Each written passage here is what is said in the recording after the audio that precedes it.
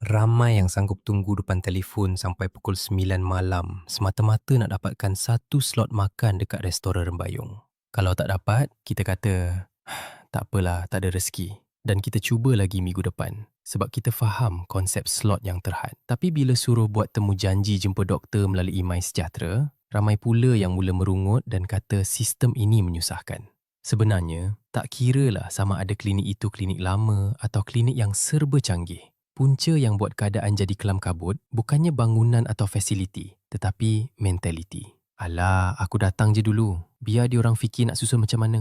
Benda ni akhirnya menyusahkan semua pihak, termasuk diri kita sendiri. Kita kena sedar yang klinik ini bukan kedai mamak yang boleh terima orang tanpa had, tanpa susun masa. Bila semua orang paksa nak walk in serentak pada waktu yang sama, akhirnya yang jadi mangsa adalah pesakit sendiri. Waktu menunggu jadi terlalu panjang, staf kaunter jadi kelam kabut, pesakit mula naik angin dan hujung-hujungnya, semua orang akan salahkan sistem yang kononnya lembab. Kalau kita boleh pilih slot untuk servis kereta, boleh pilih masa untuk buat facial, kenapa pula bab kesihatan di klinik kita nak main nasib?